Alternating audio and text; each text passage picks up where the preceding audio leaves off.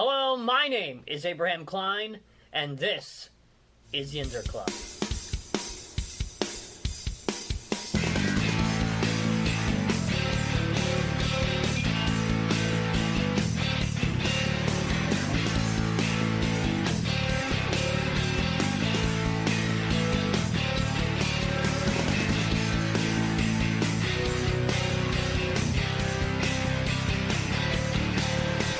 Hello, Yinzers! My name is Abraham Klein. My guest at this time is Chris Rodell. He is, he classifies himself as a writer. So we're going to talk to him about a little bit about himself, about his life, get to know him a little bit, and also learn a little bit about his writing. So, Mr. Rodell, how are you doing today? Good, Abraham. Call me Chris. That's fine. Okay, Mr. Chris. So tell me a little bit about yourself. Who is Chris Rodell? Well, you said I classify myself as a writer. I usually go by prostitute. Prostitute? Oh, okay. I spell the words in that, and I've been doing that since 1992, and I've been written for every great magazine in America or been rejected by them. Oh, okay. So I remember the last time we talked, because we did an interview for Yinzer magazine, we talked about the fact that you had a stint with National Enquirer. Yes. Yeah, tell us a little bit about that. Well, that was fun. That was really swashbuckling fun is what I always refer to it, because it was so infamous at the time, and just a lot of fun. Like, you do stories like Town Saved by Giant Ball of Twine. Ah. And then you'd have like a girl that was, she was 12 years old, and she broke into somebody stole her dog and took it to the dog pound. She broke in and got the dog back and freed it. Puppy love turned girl 12 into petty thief. Ah, nice. And then I had to eat like Elvis for a week, gain 20 pounds on the Elvis Presley diet. Okay. Things like that. It was just all kinds of stunt stories. I didn't do much celebrity stuff, but it was all this fun stuff. I really enjoyed it, but then they would want you to be on an airplane at in an hour from now and to fly to somewhere, and I didn't enjoy that, so I wanted to keep doing what I was doing, so I whittled that out of my life. Yeah. First of all, how did you get that opportunity to even be a part of Enquirer, their national magazine, so... Yeah. It was 92, and I was working at the Nashville Banner at the time. Okay. And I ended up quitting there. And between the time when I quit there and got a job at the Tribune Review, a friend of mine had been working at the National Enquirer, and he told the guys down there, he said he's got a reporter here that's a pretty decent guy, comes up with good ideas, and they like me to work. They flew me down there, and I spent like 2 weeks there working with them. And I never thought anything would happen out of it. But then they called me up about 2 years later, or a year later, and said, would you do a story on America's cheapest hamburger down at Peachins? Have you ever been to Peachins? Down in Connellsville? Yeah. Yeah. They have America's cheapest hamburger down there. So I did that and got paid good money, about $500 for it. Wow. And so I just started doing that, following the money. And I didn't really do it for the money as much as how much fun it was, because I wasn't making much money at the Tribune. Yeah. And so it just was an opportunity to have fun and come up with great stories. And those stories can feed you the rest of your life. Like, I did a story about the world's longest serving bartender, and he'd been serving beers since the moment Prohibition ended. Wow. So in 1932, he served beers all that time.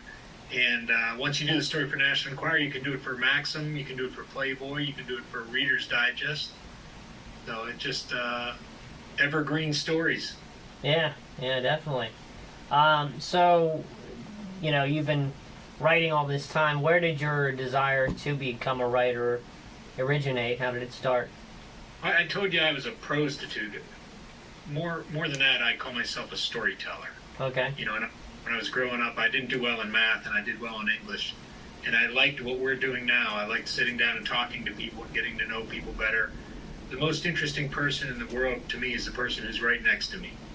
I want to know everything I can about them and find out, a lot of people like to talk about themselves, and I would rather talk to someone else. I know everything there is to know about me. So if I can talk to somebody else and find out what makes them tick, that's a good way to spend time. Okay. Yeah. How I found out about you was actually through a gentleman by the name of Hank Bachman. Yes. He had actually interviewed you a few years ago about your book on Arnold Palmer Yeah. that you put out. And I believe at that point, that was your second book you had put out, I believe? It's kind of murky. I'm introduced as having written 7 books, and that's true, but like 4 of them, or 3 of them were books that were like magazine articles that got out of hand. They weren't really, they weren't something like if you came to my house, I wouldn't say, here, read this. It's just kind of silly books that were just gag books and like that. But I had written before that a book on hole-in-ones, the fact, legend, and lore of golf's luckiest shot. I wrote a novel about the last baby boomer. The last baby boomer will be 112 years old in the year 2076. People are going to be so sick of baby boomers, they're going to put the last one in a museum, charge $25 to be with him for 15 minutes. If you're in the room when he dies, you win the jackpot. Nice. So I'm real proud of that. I love that. But then I did Use All the Crayons, A Colorful Guide to Simple Human Happiness. Then I did the Palmer book, and then I just did the Fred Rogers book.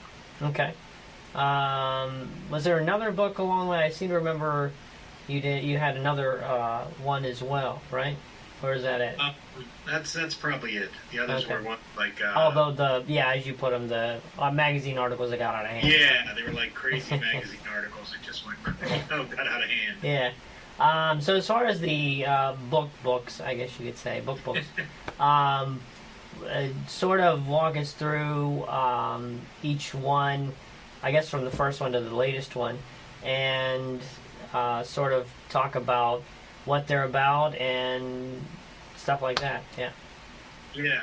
The hole-in-one book I thought was an obvious idea. There were no hole-in-one books, and I talked to Mr. Palmer. It was one of the first times I interviewed him. It was out of Laurel Valley, probably in about 2000, and I said, which do you remember more, your first hole-in-one or your first kiss?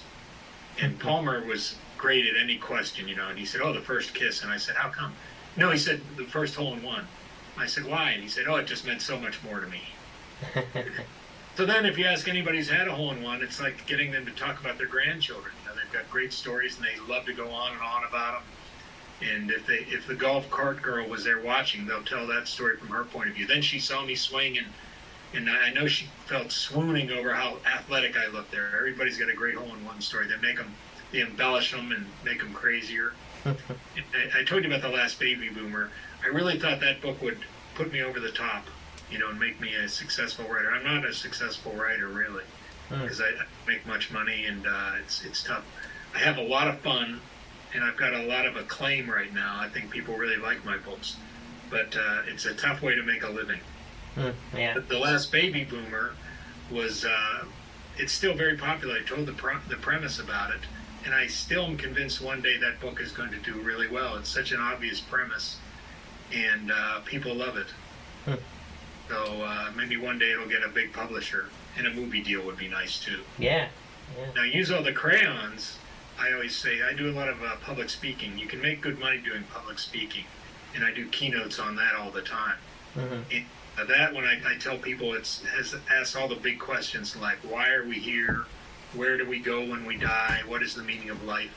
And everybody gets terrified that we're going to talk about that. And then I say, and then it asks questions important only to me, like if fans of the band The Grateful Dead are called Deadheads, what does that make those of us who have read the book Moby Dick? Good question. Yeah. So, but that's got all kinds of funny stuff in it there. That's 1,001 items about how to be colorful and happy when life is kicking your butt. Life can be so hard for so many of us, for everybody, I think, right now, to different degrees. Yeah. And this is just how to get through life with a little laughter. There's one of my favorite quotes is by Robert Louis Stevenson, and he's written 2 great books that'll stand the test of time, Treasure Island and Dr. Jekyll and Mr. Hyde. To me, the greatest thing he's written is a single line. He said, there's no duty we so underrate as the duty to be happy. And I just think that's wonderful, and I think a lot of us forget about that along the way. Yeah. Now, the Palmer book was pretty obvious for me. Like anybody who had the access to Mr. Palmer that I had, and I interviewed him over 100 times for Kingdom Magazine and other magazines, so I got to know him pretty good. And he was just wonderful. So if you had a chance to just talk to him once, you could write a good book out of it. Yeah. I was lucky that one of his top people said to me one time after the funeral, they said, you are the voice of Arnie's Army. And by that he meant that I connected with the people on the ground level. The people that are straining against the gallery ropes. Those are the stories I told. They were like my father, because my father was like that. So it was easy for me to come at it from that angle. And he was just so fun. I would go in there and I'd ask him, I'd say, Mr. Palmer, I was very nervous when I talked to him the first few times. I'd say, I just want you to know what an honor it is and how much I enjoy coming in here and hearing your historic aspects of these things. He said, I want you to know how much I enjoy you coming here blowing so much sweet smoke up. Okay. And he was just funny. You could ask him a question about anything, and he was just engaging and warm and wonderful. I used to brag that I was friends with Arnold Palmer. Then I realized Arnold Palmer was friends with everybody. Nice. Thank you. And then the Fred Rogers book was another obvious one. I never set out to want to do a Fred Rogers book. But when that Tom Hanks movie was coming out, I thought, what an opportunity. I'd be an idiot if I didn't put something together. And it came together when I came up with the title, Growing Up in the Real Mr. Rogers Neighborhood, Life Lessons from the Heart of Latrobe, Pennsylvania. That way, I knew Arnold Palmer, I didn't know Fred Rogers. So, by knowing Latrobe the way I do, and the people of Latrobe, which is a special place, all of Westmoreland County, I could fold the book into that. It wasn't a conventional biography of Mr. Rogers. It was more about the town and the people here. I said it's like 3 books in one. 1, how did Latrobe shape Mr. Rogers? 2, how did the adult Mr. Rogers shape Latrobe? 3, how did both of them combine to shape me? I think our access to him does make us better people. That we have his spirit in our mind, and I think if you drive by that statue or if you see the things on the poles and the light posts, you think about Mr. Rogers. Yeah. I always say that there's so many politicians that have Sun Tzu quotes, The Art of War, and they love to go around talking about them. And I said, everybody should know one Fred Rogers quote, and here's an easy one. He used to say, what are the three keys to ultimate success are, number 1, be kind, number 2, be kind. And do you want to take a wild guess what number 3 is? Don't take a shower with your underwear on? Most people get that wrong. Yeah. You got it right. Yeah. Okay, good. No, but be kind, be kind, be kind. Okay, yes, sir. Yeah. Yeah. But those are the books. Now I've got a couple others. Because I put so much of myself in those books and got such great reaction to them, of my own aspects of that, I put together a book that I'm calling a New York Times bestseller. Okay. Because I figure if somebody ever asks me, have you ever written a New York Times bestseller, I'll be able to say yes. Just by call. And I'm calling it, it's like a collection of my blog posts, and I'm calling it a New York Times bestseller by a small town. Okay. So Yeah. working on that. Nice. So that's your latest project that you're doing right now? Like I said, I'm not a successful writer, so I've always got something cooking that I think is going to be the next big thing. I'm also working on a book about just a proposal. If I get any interest from this, it's a proposal about man is the only animal that spends 80% of its life, its entire existence, either on its butt or its back. And we're also the only animal to spend $93 billion a year on footwear. So I'm calling the thing Romancing the Shoe, how men in particular become fascinated with shoes. Interesting. Yeah. Yeah. It has a lot of shoe anecdotes in it, things like that. Okay. Yeah, so your writing definitely takes an interesting perspective, I gotta say. Obviously you have the biographical ones, or biographical-esque ones, like in the instance of Fred Rogers. But yeah, a lot of your stuff, I didn't know about the $93 million a year for shoes and stuff like that. So it's interesting take right there. Well, it is interesting to me. I just started becoming a shoe guy late in life, I'm 57, and I never had any interest in shoes, but in the last 2 or 3 years, I started looking at nice shoes. I had one pair of nice shoes, and people would compliment them. And I thought, who's looking at my shoes? Shouldn't they be looking at my fine rear end? Okay. And I thought, I thought if the shoes are getting that much attention, and I just started to pay attention to shoes and spend some money on them. Like you can spend.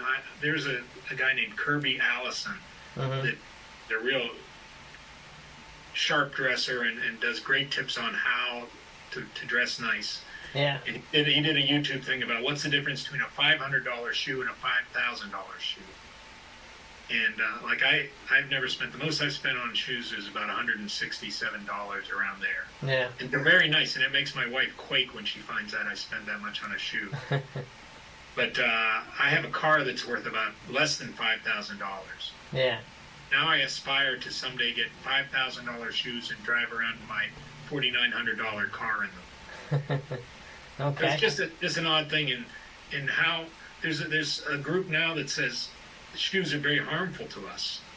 You know, without shoes there wouldn't be podiatrists, there wouldn't be chiropractors. And you think that the first shoe was found, it was about 40,000 years BC. And prior to that, cavemen and women were walking around barefoot. And the land was not paved or landscaped back then. Right. They were walking around in lava, dinosaur poop. Yeah. How do we go that far without shoes? And can you imagine what the calluses were like on the bottom of your feet if you spent a day walking around in Jurassic World, things like that? Probably a lot like a shoe. It probably was. Yeah. So it's just an interesting topic to me. And sometimes I get caught up in a topic like that, and I'll think this is really going to be a good book. And I've spent some time doing some stories on it, putting it together in a book proposal. Then I'll send it off to an agent. What typically happens, they'll say, well, this is really great, but not for me. And then it'll get cold, and I'll just forget about it and move on to something else crazy. Yeah. Interesting you mentioned about the shoes thing, people looking at your shoes. I've actually heard a couple different people tell me you can tell a lot about a person by their shoes. Yeah. But I guess that sort of goes with your idea of people looking at your shoes a lot. What kind of shoes do you have on you right now? I have socks right now. I'm in my home, so I don't have to wear shoes. Okay. But typically I wear slip-ons, or if I'm dressed up, I wear dress shoes. You know. Yeah. I'm in the Tin Lizzie's, my office in the Tin Lizzie in Youngstown, and I can go weeks without seeing anybody now, especially. But I'm wearing nice shoes because I think if the feet are happy, the rest of the body follows along. Okay. It just isn't. And another thing I've been doing with it is I started getting into a hobby of polishing them and keeping them nice and shiny. So I'm going to start a shoe shine business. Okay. I go around to people and charge shoes because it'll fit into the book project, saying that I became a shoe shine salesman. And just today I came up with 5 things to name the shoe shine business. And I want to see what people think. Would you like to hear them? Sure, that'd be great. The one that is the top one I probably won't use is The Shining. Ah, yeah. Here's Johnny. He's got your shoes. Nice. And you remember Goodfellas? Yeah. Johnny, get your shine box. Remember that? And he kills him over that. The guy insulting him for the shine box. Oh yeah. Tommy in the bar. Yeah. So Goodfellas shoe shine. I brought my profanity shine box. Okay. Then I've got one about a couple others like that. But then the other one that I'll probably go with is the one that's the worst idea, but I just think it's too clever to ignore. Total eclipse of the shoe. Shines so dazzling they blind. Nice. Yeah. So, tell me about what you're doing when you're not writing books, because I know you have you do that 8 Days to Amish, I believe is the name of it. That's right. Yeah. So what is that? Like, what's the idea behind that? First of all, what's the idea behind the title, and what do you typically do with your blog? I guess. Well, I've been doing it since 2008, and I started doing it because times were hard back then, and there wasn't much going on, and I wasn't getting any work money. So I thought I'll at least write stories just to keep sharp and to keep at my craft that I enjoy writing. I say in the Use All the Crayons book, try and do something you love to do each and every day, just because it's something you love to do each and every day. Mm-hmm. And with me, that's writing. So I started doing the blog, and I didn't really have a name for it. But then the guys down the hall, I was at the pond. I had an office above the pond at the time. And I was cherry picking their Wi-Fi. I would give them like $30 a month, and that was half the Wi-Fi bill. And then one day they said, "Well, we're out of here. Sorry." And so I lost Wi-Fi. I lost internet connection, and I thought, I'm probably the only writer in the world that doesn't have an internet connection. And I thought, what am I going to lose next? Am I going to start churning my own butter? Am I going to trade my kids for cattle? I said, I'm practically Amish right now. And I'm 8 days to Amish. 8 days to Amish, okay. And so that's a terrible name because nobody can remember it. It doesn't explain what it is. And it's so odd and so enigmatic. It was this year was named the 32nd best Amish blog in the world. And that's true. I'm not making that up. Wow. And that nobody bothered to read it when they named it the 32nd best. They had a list of the 50 best Amish blogs. And clearly nobody read it because it has nothing to do with the Amish. Right. It has, like today I wrote about the shoe shine thing. I write about COVID sometimes. And like yesterday I wrote a thing about how, and this got a lot of nice reaction. I wrote about how the tests, everybody says we need these tests to make things good. And then everything will be better. I said, we do need tests, but we need a different kind of test. We need a test on who's going to hell and who's going to heaven. Because if the test determined that you were going to hell, you would say, I better get my act together here and start being nice. Yeah. That would be more helpful than prolonging life or something like that. Everybody would, it's like the Ebenezer Scrooge thing. If you said, you're going to hell, and then you got the last minute reprieve, can you imagine how much nicer the world would be if we had reprieved Ebenezer Scrooges? Yeah, I guess there'd be a lot of nice people. Things I put in the blog like that, and every couple of years I say, all right, I've been doing this for free for a long time. Now's the time for you to donate to show how much you support the blog. Zip. Yeah. So and so is that when you're not writing books, is that the other thing that you do, or do you? Because I believe you also write for a couple different publications in the area, right? I had done something. I was doing Pittsburgh Magazine for a while. That was about 5 years ago, but nothing really. I committed to making my books a success, and I do these public speaking opportunities. I do that all the time and get great reaction for that. I always say, like in any group of 100 people, 5 people say I should be a preacher, 5 people say I should be a stand-up comic, and 5 people are just sound asleep. And those are the people that really enjoy it the most. Yeah. At least I got a good sleep out of it, right? Yeah. Yeah. I think if you could go in and say, and start your talk with you're getting very sleepy, and then just let everybody snooze for an hour, they would stand up and roar when you were done. Thank you. Yeah. And hey, if you got 100 people in the crowd and only 5 of them fall asleep, you're actually doing pretty good. That's right. Yeah. But yeah, so you've had this opportunity to I call it opportunity. I guess you kind of just did it. It's not like people gave you just said, "Hey, Chris, start writing." But you've been writing all this time. What's been your favorite thing to do as a writer? Just the reaction. Like the speaking engagements are great because you get an instant feedback and you get so many people that really like it. I had one guy, I did it for the Pennsylvania Restaurant and Lodging Association, and one of the restaurateurs came up afterward and he goes, I heard the title of your topic, Use All the Crayons. I thought it was going to be so stupid I wasn't going to come, and I have a terrible hangover right now because they had a wine affair the night before. And he goes, your talk was so good and so uplifting it cured my hangover. Nice. And that's the nicest thing anyone's ever said about me. Okay. Yeah.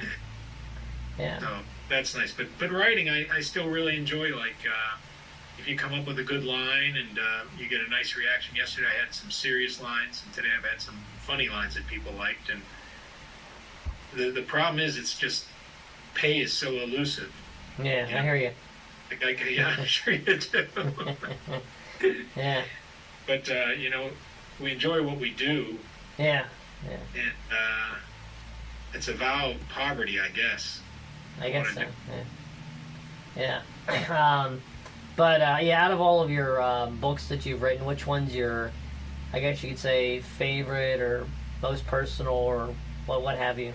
Well, because they're so different, it's easy to say one over the other in different categories. To create the last baby boomer out of nowhere, to pull that out of your mind and just out of thin air to come up with an idea like that and deliver it and have people really like it is great. But I think if I had to say one that if you wanted to really find out about me and what I like to do, I'd have to say Use All the Crayons, because that was compiled about how to be happy. And I just got an email from a guy he buys 30 books of mine every year at Christmas to give away to his clients. And he said he just heard from an 82-year-old woman who called him just now, called him up and said, the Fred Rogers book is hysterical. And I just am convinced that someday it's going to pay off. If I keep doing this. But yeah, those are the two. I'd have to say, if you wanted to find a book of mine that would really hit home, and it's 1,001 items like the kinds we talked about earlier, and it's wrapped around 57 essays.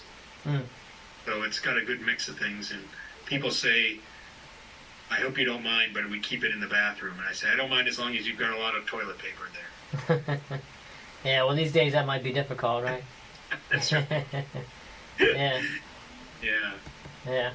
But, okay. So yeah, it's been interesting to hear a little bit about your career that you've had. So is this what you do? Is this what do you write, or you have other jobs as well? I have no other jobs. Oh, okay. You have a lion vet there or something? That's outside the Tin Lizzie. That's a Harley. Oh, okay. I thought you had a. It sounded like there was a lion or something in your house. But yeah. But it's been interesting to again talk to you. I know the last time we talked specifically about the Arnold Palmer book. I believe that one had just been released at the time, and so I realized that one was doing pretty well at the time. Yeah. I know that one thing you do a lot is do book signings. I noticed you did one recently. What's that experience like for you, getting to actually meet some of the readers of your books? Sometimes it's very humbling because sometimes nobody shows up. Oh, okay. That happens quite a bit. And you sit there for hours sometimes and no one comes. I remember one time at a Barnes & Noble in Cranberry. It must have been with a hole-in-one book. It was so long ago. And they put me back by Inca architecture. That was the thing. And it was so far back in the store that nobody could find me. Yeah. And the only good thing about it was I became an expert on Inca architecture, sitting there the whole time reading. Hey, whatever works, right? But if you have the Fred Rogers book, and Barnes & Noble treats me really good. That was, I can't remember what was the other chain store. But Barnes & Noble, especially in Latrobe here in western Pennsylvania, has been great to me. They put me right up front, promo it very heavily. And if you have the Fred Rogers book, and now I'm starting to get a name, Fred Rogers, Arnold Palmer, that people will stop by and say, hey, we really like your book. I want to buy 3 more. And it's wonderful. Because I've labored so long in indifference and anonymity, to have people really like it is great. Because there's a lot of times you think that you are nuts for writing.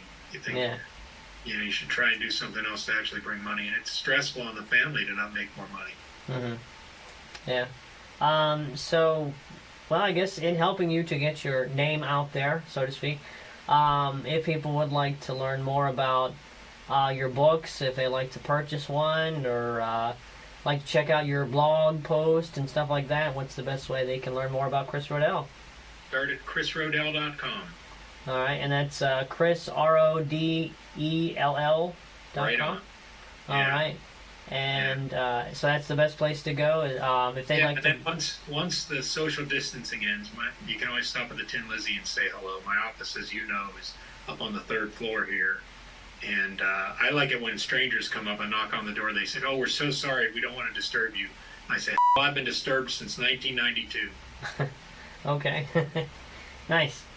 But yeah, it's been nice to have you on the program. I appreciate you being willing to take the time to do this. I know first try, or maybe first couple tries, didn't work out so well. So it's nice that we were able to actually get to do this. Yeah, I appreciate the interest, Abraham, so thank you. Yeah, absolutely.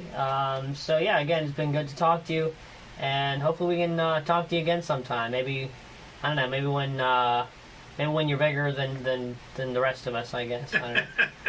Next time we'll show each other our shoes. Yes, yeah. Right now it's kind of hard to do that. So. Oh, he's gonna show me his shoes. Oh, there they are.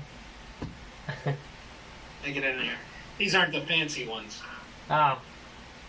Oh, okay, I see them there. Yeah. Yeah, they're not. Yeah. Those look kind of like dad shoes. Well, I plead guilty to that. Yeah. So, but again, anyway, it's been good to have you. And let me tell you one dad joke. Before we okay, go fine, we'll do that.